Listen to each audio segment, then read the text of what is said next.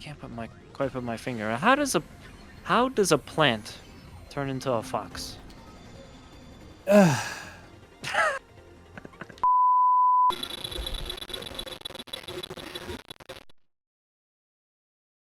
And we're back, everyone. It's your boy Zero. And I'm Nanners. That's right, and we're still playing Digimon Cyber Sleuth Hacker's Memory. This is episode 8. It's been a while. Why, yes it has. Yes it has. But we're back. We're under Kowloon. And Zero, do you remember what it is that we did last time? What we were doing? Were we side questing? Last time we did do sort of a side quest, but it was mainly because of myself. As you can see, we now have a little teal dragon on our team. My little Dracomon, which I've been wanting for a while. Nice. Still got our Kabuterimon here and our Lunamon, so that's pretty cool. That's right, beat the shit out of him. Let's go. It's like a little puppy that's like possessed by the moon. I love it. And of course, I wanted Dracomon because I basically had a bunch of people on a Facebook Digimon group vote Dracomon as my partner, and I just think it's awesome. Nice. Also, he's a cute little dragon Digimon. How could you not like the little guy? Shit. Now, knowing actually what we're supposed to do, I actually don't. I have no idea what we're supposed to be doing right now. That makes two of us. So we're just gonna go ahead, go through the steps and see what happens. If we die, we die. If we don't, we don't. You know? Sounds exciting, doesn't it? Doesn't sound too bad, but I'm trying to remember because I know we did some side quests for some like kind of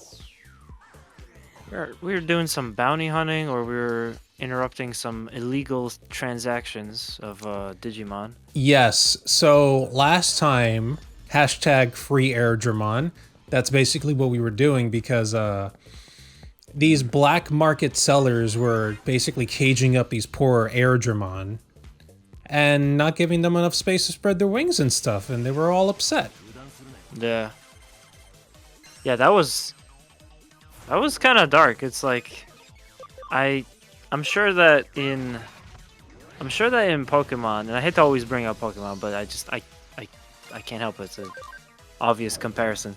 I feel like in Pokemon you would have people like that, but they were always so cartoonishly evil.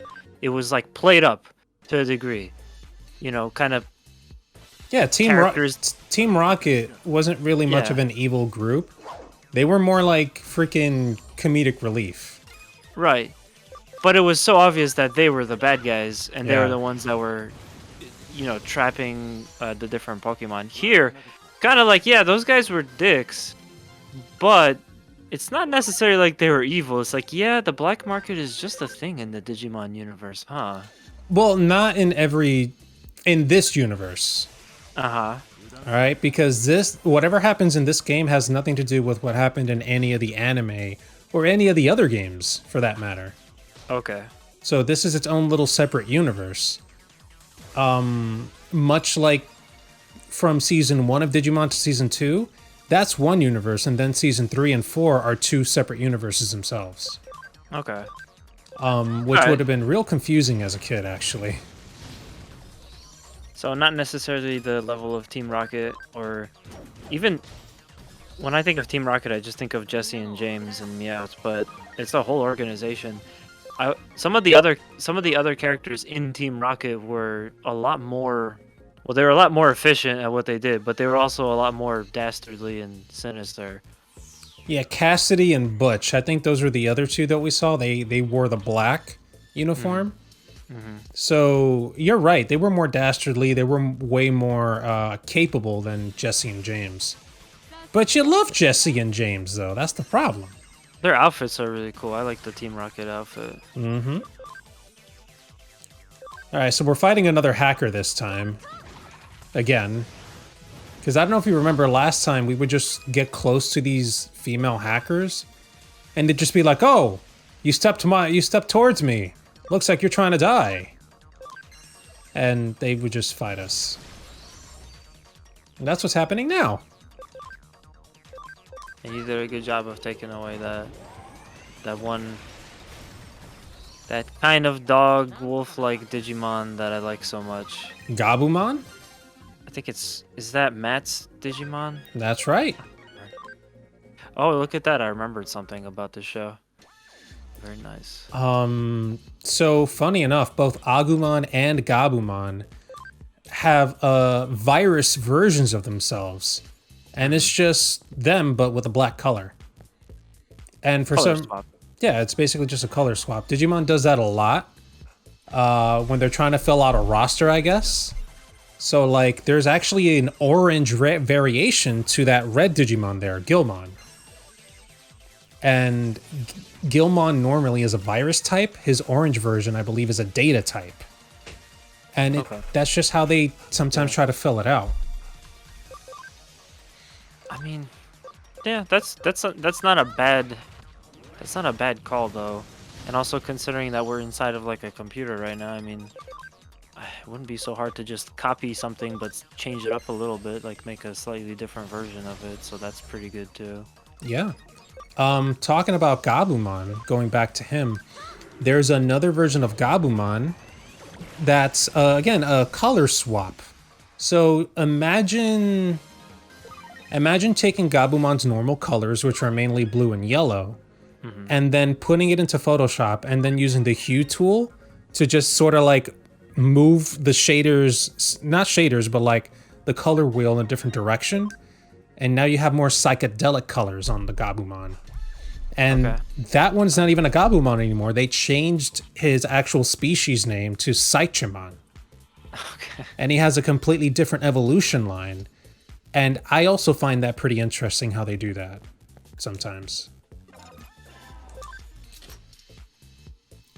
Mephisto. I'm pretty sure I made this joke last time, but that's the villain from Ghost Rider, or one of the villains from Ghost Rider. Yeah. Oh man, I really wish that I could get into comics more. My friend has been pushing me to read a comic called, I don't know if you ever heard of this, but it's called Sandman. And he just gave me a whole bunch of copies of that. And I have it. I could totally read it, but it's like, it's just like I haven't found the time. Also, there's a huge sale on like a graphic novel store. You get digital comic books, and they had so many series that I really liked, and I kind of splurged a bit. I definitely overdid it, but for good reason. All those series are great. So they were doing this thing where you could get like the first volume of a series for sometimes $1 or maybe 99 cents, like the digital version of it. And I did, and it kind of became a problem after a while, because after like 15 of them, I'm just like, okay, so that's $15 now. I'm like, yeah, but I have 15 different volume 1s. I could start 15 different series if I feel like it. So it became a bit of an issue. My favorite thing that I got from that, I got initial D, so that trumps anything. But besides that, I got this great series called Pumpkin Scissors, which I've been a huge fan of for a while. They went on like a huge hiatus because I guess the writer just wasn't funded to make more, and yeah, I got every volume on that sale. So I'm sure I'll be reading that in about 3.5 years from now. I'm sorry. Pumpkin Scissors? Yeah, Pumpkin Scissors, yeah. The fuck? Pumpkin Scissors. It's an interesting one. I would say it's kind of like if you cross Hellsing with let me flip it. Set it in the correct order. It's kind of like if you cross maybe Full Metal Alchemist with Hellsing a little bit, but it's specifically about steampunk military. And I kid you not, that is like my top 4 manga of all time. Okay. Yeah. So the name is kind of weird. Pumpkin Scissors? Yeah, the Pumpkin Scissors is about, again, it's about steampunk military, and it's the name of their group, you know. Every military would be named something. Yeah. Their outfit. Their outfit was Pumpkin Scissors because their Okay, it's been a very long time. Again, I bought this. I did not read it recently, but from what I remember, the reason they're called pumpkin scissors is because they have to do like the worst. They have to do like the worst work in the military. You know, like the hardest missions they have to go on, and it's kind of like taking a pair of scissors and trying to cut through a pumpkin. You know, you could do it, but you'd need like a very specific tool to do it. Otherwise, you're gonna have a really hard time. Does somebody say hard time? Yes. No, I getcha. I guess I sort of see the name of it. It's just that the second you said pumpkin scissors, I thought to myself, who the fuck uses a pair of scissors to cut up a pumpkin? It's always a knife and a big ass spoon. That's how you do it. But let's be real. Everyone knows that anime and manga have taken the silly name idea to like a new level, and you can actually see an example of that in one of our latest recent videos where we went to the Japan festival, and I still remember, oh my god, I still remember Jigglypuff, our friend, just cracking up when I pulled this one manga off the shelf and I showed him like, dude, look, this is the title of what this is. And he turned red. It was just like so funny to him, and I don't remember the name of it. Zero will put it in post, I'm sure, but yeah, there's some really weird ones. There's some really weird anime manga names at this point. Indeed. All right, so it's looking like, yeah, our party memory is full, so we're gonna have to remove someone in order to digivolve Lunamon.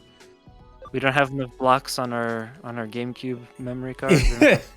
So if you look, so the screen on the right where it says Party Digimon, 4 out of 11, move your eyes all the way down and you get to see Party Memory. So we're at 20 of 20.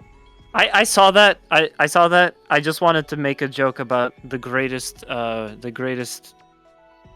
memory unit in the video game history. The good old GameCube blocks. You know, PlayStation used blocks before GameCube. Oh, it did? Yeah. I just knew about it because of the GameCube. So the PS1, the memory cards, basically gave you, I think it was 16 blocks that you could save, and some saves would take more than one block. Most famously for me, that was Digimon World 3. That motherfucker took 4 whole-ass blocks. 4 blocks? 4 fucking blocks. And I was just like, but why? Damn, that's a lot of blocks, bro. However, I loved the game, so my brother and I just put up with it. See, that also, I think that brings up something important too, is that because, yeah, like I said, I never really had PlayStation growing up, so I didn't know that. I legitimately thought that blocks was a GameCube exclusive thing, and it was just one of those things where Nintendo decides to, oh, we're gonna get really crazy with this. We're gonna get really crazy and do something that nobody does, and that's kind of got a weird name to it, and we'll make the console a cube. I love the GameCube though. It's still one of my favorites. I never had a GameCube. I would love to have one, but at this point in time, I have so many things to do and play. Like that'll have to wait. But before we continue talking about the consoles, what do you say, Nanners? Because right now we could either get rid of the sun or the moon. Which one do you prefer to keep? I'm more of a moon person. All right, so we're gonna go ahead and move Solarmon out, but he's not gonna stay in his regular form. We're gonna digivolve him later. First, let's digivolve Lunamon because she can digivolve into 2 Digimon right now. Either Gatomon or her regular evolution line, which... Do we have to? I think you'll like her regular evolution, actually, so I think we should. It's fine, I'm just messing around. Yeah, go for it. Alright, so let's go for that Digivolve. Yeah, baby! I do remember Gatomon. I definitely remembered Gatomon from the show. Who can forget her?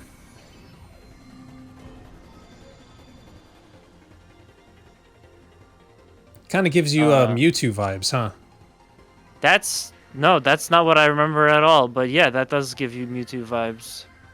So this is Lekismon, and this is Lunamon's champion form. Cool. You could, if you look at the chess piece, actually, you can see like the crescent moon on it too. Moon, yeah. So I think this is pretty cool. And also on the gloves too. There was a little moon on the gloves. Let's go to Solarmon. Now he has all of these evolutions available to him. Ooh, I remember Starmon. Starmon's cool. I remember Starmon cards and thinking I really wanted that card because the character looked cool. Yeah.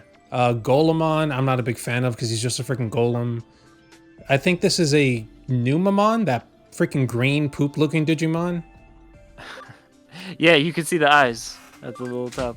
There we go. We can do this. This will probably be better. So Clockmon, Miramon, Starmon, Golemon. And yeah, then these two. Time Wizard?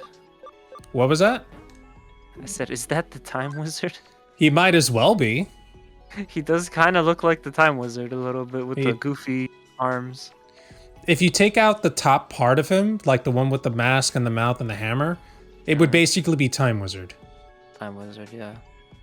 Boy, doesn't Time Wizard have a cape too? He does, but as you can see, there's a cape back here too. Yeah, on the guide that's on top. Yeah.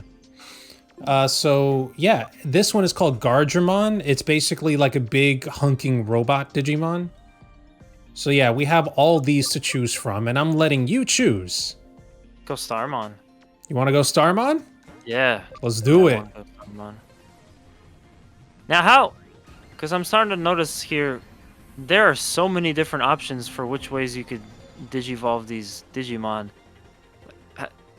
Is there a lot of overlap between them, like their evolution paths, or how does that work? I guess the best way I can describe it is Digimon, unlike Pokemon, has branching evolution lines, and it's not just one Digimon that does. Basically, every Digimon does. Like Agumon, you're familiar with him. He can digivolve into Greymon, but he can also digivolve into Tyrannomon, sort of like a red Greymon, but without the helmet and green spikes on its back. Okay. Gabumon also has a branching evolution line, and I believe he can go into Frigimon, the big like snowman Digimon. He could also go into a couple of other Digimon as well. But Digimon also has like a set evolution line. So like they have a branching evolution line, but then there's one main evolution line. So for Agumon and Gabumon, that would be like their next champion forms, Greymon and Garurumon and onward. But they still have the other options. Right. I'm starting to notice that a lot. We'll get to a point where we can digivolve one, and it's like, oh hey, we already saw that one, or we were able to digivolve to that from another Digimon. So that's, I guess that's cool that it separates itself from Pokemon with that. Like there's that distinction, because with Pokemon, as we all know, it's really like only a handful of things that you can really only take it in one direction, like 3 or 4 times, with the exception of certain Pokemon like Eevee or certain specific situations. It's really just in like one direction. Yeah, pretty much. Here we have Tannamon. She's at like max scan, so we're just gonna go ahead and convert her. Cool. And I guess we could put her in the party and just start raising another Digimon, basically. Nice. I mean, she only takes up 1... Oh no, she takes up 3 memory. But that's fine. 3 blocks. 3 blocks.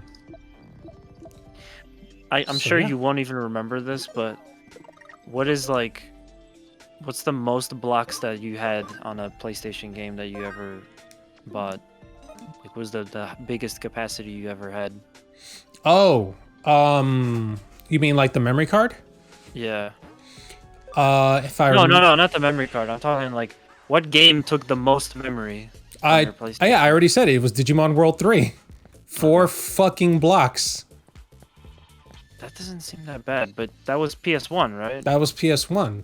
And the thing is, usually games, maximum, they would take like 2 blocks. And preferably 1 block. So to see Digimon take up 4 blocks and me having to decide, shit, these games I rented before, I'm gonna have to get, rid of their save files because I can't do shit. I can't save. And we're still having those problems. Essentially, just now, instead of 2 blocks, 4 blocks, it's 60 gigs, 80 gigs, 100 gigs. Yeah. It's not enough space. I haven't had to delete something in a while, but I know the second I buy anything for my PS4, I'm gonna have to delete it. I'm a little bit better off with my Switch, I think, because I have like a 512 gigabyte card for my Switch or something like that, and I I don't think I've even come close to hitting it, so I'm pretty good on that. But PS4 has been a problem since day one for me with not enough space. God damn. Yeah. When I had my PS3, it was the slim version. I had a friend modify it so that we put a bigger hard disk in there. And then at some point that too got kind of, backed up. Storage, a gamer's frickin' enemy. Yeah, basically. I'm it's not kind of like this wall we're fighting right now. That's what storage feels like for gamers, It kind of does. You're not wrong. Like imagine getting something you really, really want. You want to play it, but your system's all like, nah, brah, not enough storage. Delete something you really liked in order to put this in. And now that I think about it, the Switch is on little cartridges, right? So, yep. Wouldn't that mean that most of the game is just installed on that cartridge? I think that's why they decided to go with cartridges like that. I mean, not only is it more compact, you can store the whole game on it, and you don't have to install it onto the system. Yeah. The old school method was switching from cartridges to CDs meant that you would then have to have loading times, but also, you would have to install more. It should take more space from your thingy. We were also doing some Sega Saturn stuff recently for what was that? The summer fighting games. Yeah. That's right. And at that point, it became apparent that when I was trying to set up the Saturn for Fighters Megamix, I was realizing every time I turned my console off, all the progress I made in unlocking characters disappeared. So Zero was like, no. I know what it is. It's that battery that's inside the Saturn. I'm like, what do you mean a battery that's inside a Saturn? I plugged this thing into the wall. Well, lo and behold, there's a battery cell, like a regular, a button-sized cell inside of the battery. I'm sorry, inside of the console. And yeah, I guess it was dead. I took it out, put in a new one, and all of a sudden my Saturn would actually save things. Yeah, I wish I had told you that sooner, because I remember you telling me you were putting in work to unlock all those characters. Yeah. And I'm just like, he probably knows about it. He's a Saturn fan. He if any issues, like he'd be like, oh, I know what it is. So the reason I don't have that memory is the same reason, or similar to my problem with not knowing that it wasn't just the GameCube that had blocks, because I never owned a PlayStation.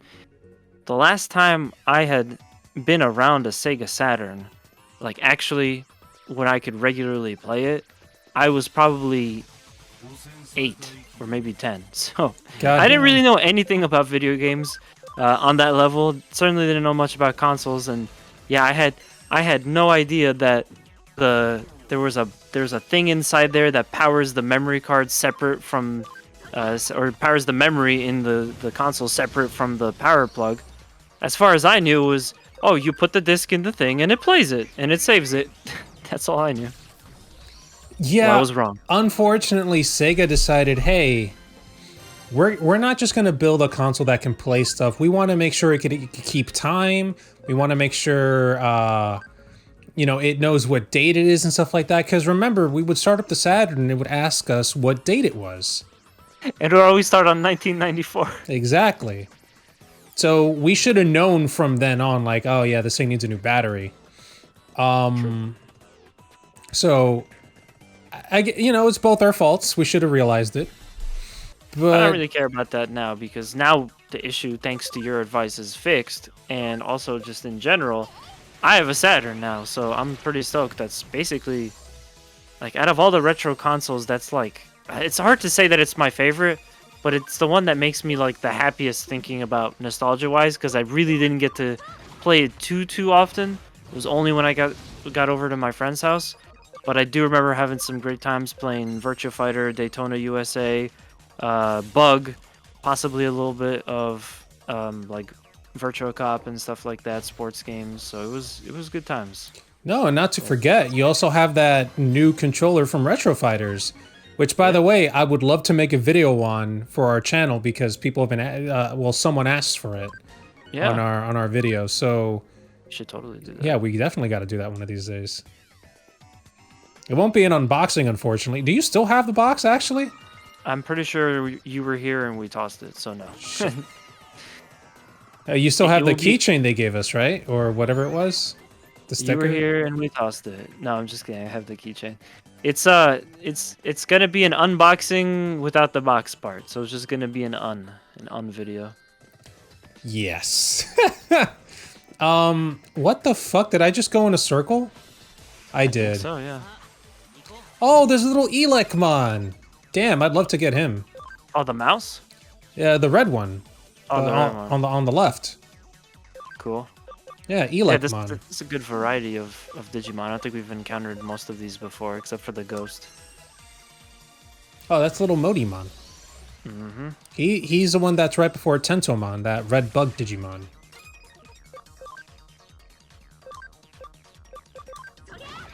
All right, come on, Dracomon.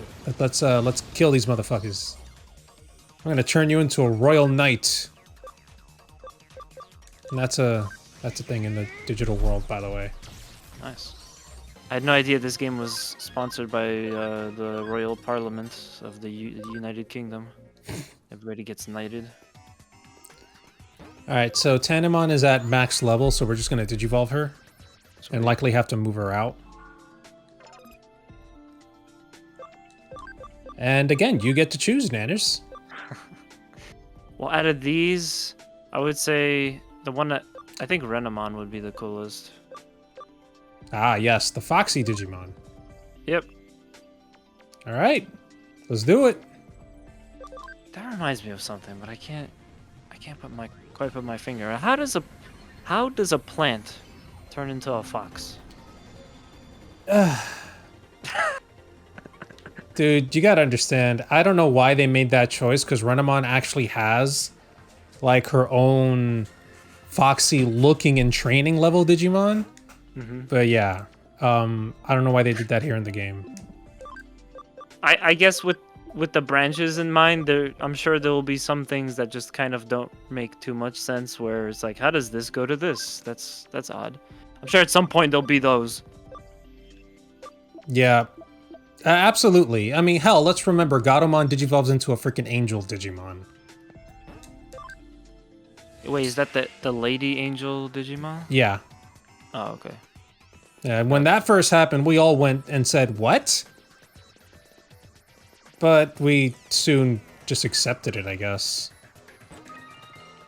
Commandermon Metal, cool. Ah, sweet. Let's go this way. You know me, I like to get all the collectibles. I'm addicted to that crap. Yeah. Oh, it's Black Agumon! Nice. That's pretty cool. I wish I could scan him more because I'd love to get Black War Greymon as well, but do we have a regular Agumon? Have we had one? We don't have him scanned. We could possibly get an Agumon later, but right now I'm just happy with Dracomon actually. Okay. All right, let's see what this guy has to say. Get over here, buddy. What do you want? You want to fight us again? Yeah, there we go. It's another fight. Oh, dude, look, there's your toy Agumon. Yeah, that one's pretty good. I like that. Now, I think we talked about there being a figure of that before. But with the... Nah, I guess just thinking about it doesn't make sense, but imagine they made an official Lego set of that character, like an official Lego one. Dude, Bandai and Lego should team up to do it because it's perfect. It would be perfect, but I don't know. I mean, and the thing is, there are different varieties of Toy Agumon. There's Toy Agumon, there's Black Toy Agumon, and then there's Clear Agumon. So yeah, so the first two you already know. It's just Toy Agumon but black, and then the regular one. Clear Agumon is Toy Agumon but with transparent colors. So they could literally team up and be like, here are the 3 versions of Toy Agumon. We teamed up with Lego. Come buy it for $50. People will buy it no problem. Especially if they make it like a 1 foot tall thingy that people can build. I mean, they have certainly been making Lego sets that have appealed more to adults recently. The one that I can't help but think of is that there was a Lego set based off of the set from Seinfeld, so like basically the apartment. You're kidding. I believe I'm gonna double check this, but I'm pretty sure that that was a thing. Yeah, we're gonna have to double check that, and we'll let you guys know next time because we are out of time. It really does feel like we just started too. That's the funny thing, but We will let you know right now. It is in fact a thing. You can buy it on Amazon for $80. get the fuck out of here. But yeah, thank you guys for tuning in. It's been a while since we put up a gameplay video, but we're gonna keep them coming now because our road stop that has stopped us from doing it is gone, for the most part. Yep, and we're done with the summer fighting games, and we did have quite a few events that just kind of sprung up. There is one more. There's one, maybe two more that for the rest of this year that's gonna happen that we'll be at that we could both film. So there may be some more of those. But yeah, video game episodes are back. That's right, everyone. If you enjoyed this video, please make sure to slap the like button. Please make sure to smash that subscribe button and let us know what you think. Do you like Dracomon? I love him. I think he's cool. Do you guys like Starmon? Nanners seems to like him. Oh yeah. Let us know in the comments below, and we'll catch you on episode 9. Take care, everyone. Bye.